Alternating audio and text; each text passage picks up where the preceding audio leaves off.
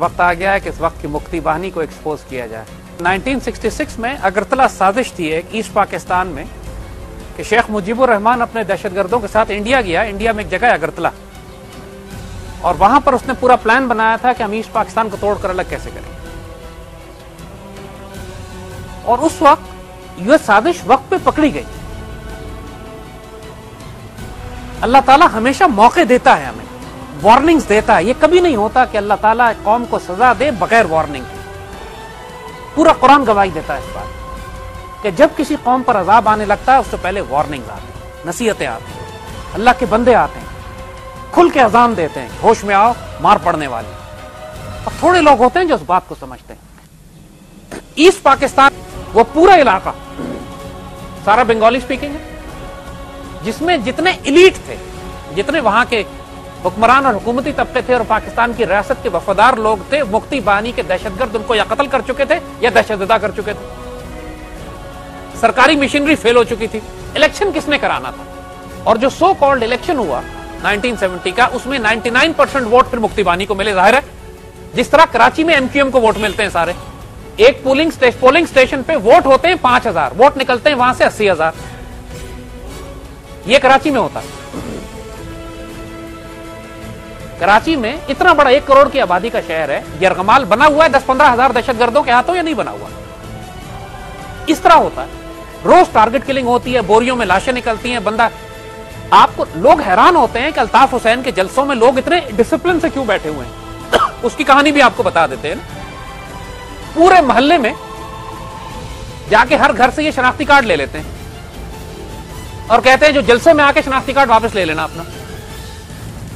और जो जलसे में नहीं पहुंचता फिर उसकी बेटी उठा लेते हैं घर से। ये किसकी जरूरत है कि वो आके जलसे में बैठेगा नहीं, सर झुका कर तालियां नहीं बजाएगा। और ये बातें हम नहीं कर रहे।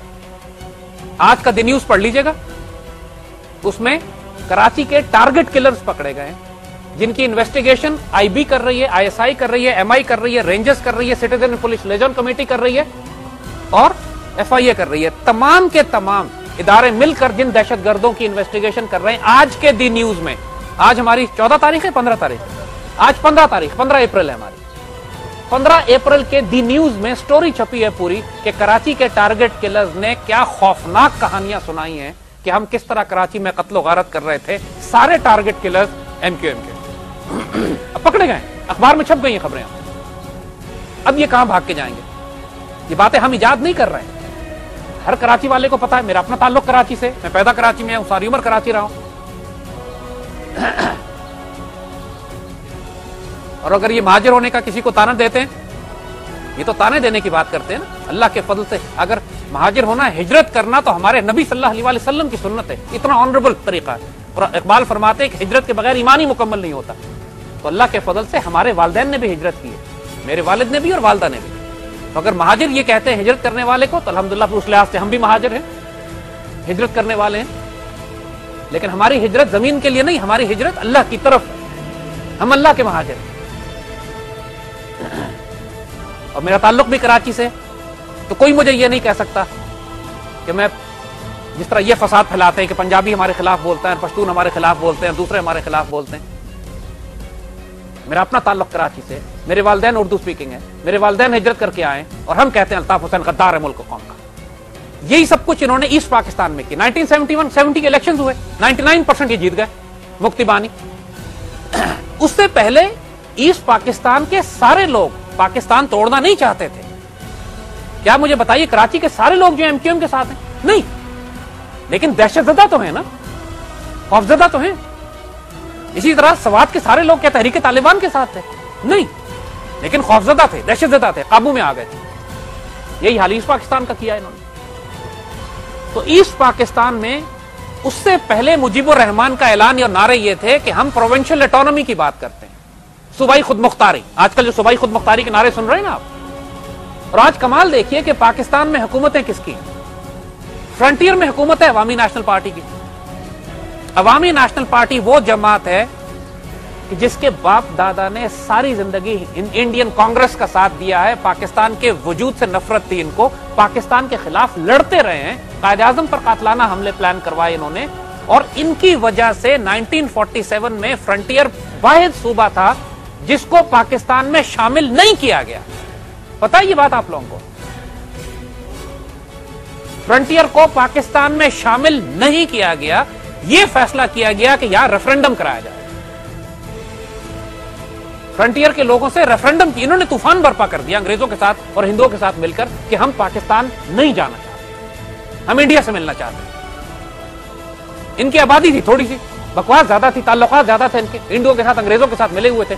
सारी पश्तून अवाम जो थी वो पाकिस्तान से प्यार करती थी, कायद-ए-आज़म से प्यार करती थी, गैरतमंद दलेर मुसलमान। लेकिन इन्होंने हंगामा कर दिया शक डालने के लिए कि जी हम तो पाकिस्तान में जाना ही नहीं चाहते। नतीजा यह हुआ कि फ्रंटियर में रेफरेंडम कराया गया। और आप जब आज मोटरवे से पेशावर में दाखिल होते हैं तो पहला पुल जो सामने आता है उस पर एक बुजुर्ग का नाम लिखा हुआ है, पीर साहब ज़कोड़ी शरीफ के नाम पर वो पुल का नाम लिखा हुआ है। ये वो अल्लाह के वली दरवेश लोग थे, पीर रहमान की शरीफ, पीर जमात अली शाह साहब। ये वो बुजुर्ग थे जो फ्रंटियर के लोग थे।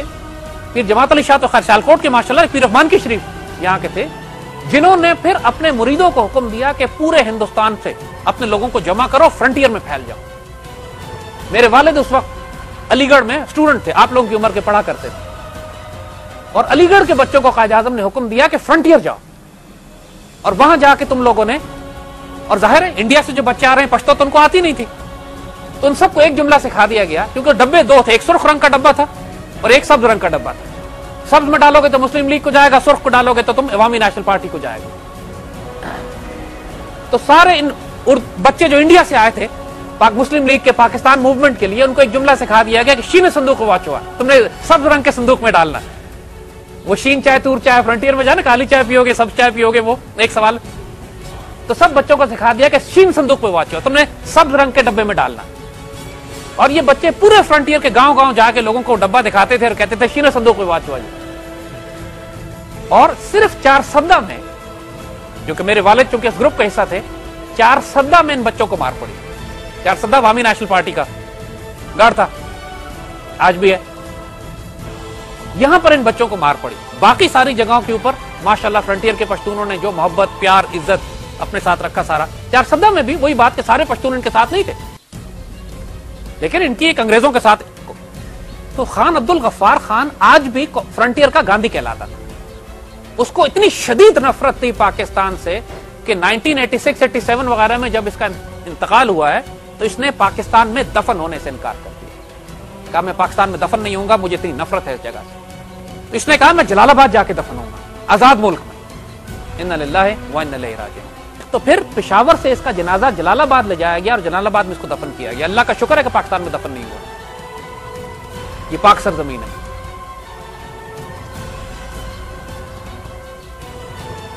तो ये इन लोगों की हिस्ट्री। ये आपको सारी बातें इसलिए बता रहे हैं कि दोस्त और दुश्मन की पहचान कर लो, धोखे में मत आना।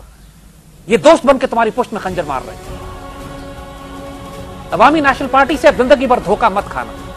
ये पलीत नापाक लोग हैं जो सारी उम्र कांग्रेस के साथ रहे, दुनिया में भी उस वक्त भी कांग्रेस के साथ थे, अब भी कांग्रेस के साथ हैं, और अब हम कहते हैं इंशाअल्लाह आखिरत में भी ये गांधी के साथ उठाए जाएंगे, क्योंकि कहलाता ही फ्रंटियर का गांधी है ये। इन्ना लिल्लाहि, कोई कहलाए फ्रंटियर का अबू जहल, इन्ना लिल्लाहि व इन्ना इलैहि राजिऊन। किस किस्म का खूबसूरत खिताब है, मेडल, इसके नसीब का मेडल है इसको जो मिला। फ्रंटियर का गांधी, बड़े फख्र से कहते थे अपने आप को फ्रंटियर का गांधी।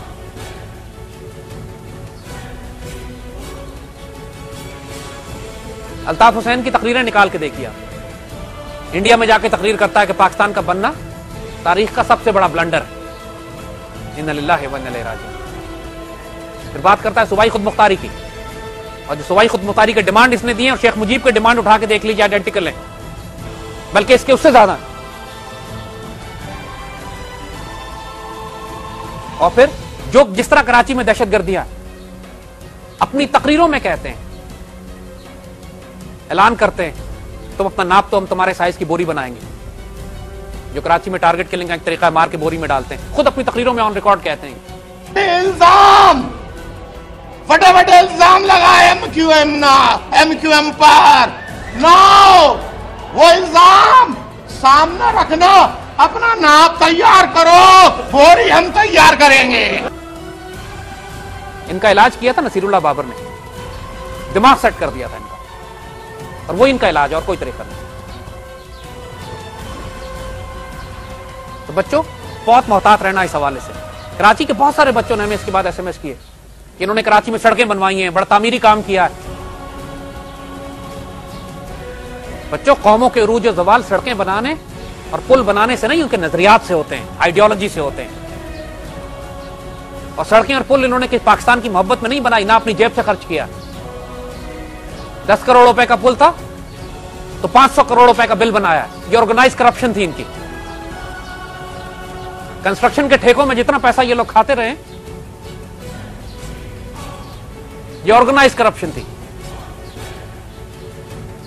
जिस तरह मुल्क का सरबराह जो है, इसको बम्बिनो सिनेमा के बाहर टिकट ब्लैक करने की जरूरत नहीं है, इसका लेवल ऊंचा हो गया अब ये पूरा मुल्क ब्लैक करता है।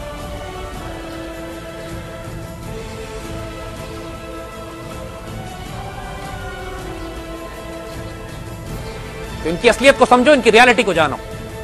अगर नहीं समझोगे उस वक्त से डरो जब तुम्हारे घरों के दरवाजे तोड़ के तुम्हारी बहनें उठाएंगे।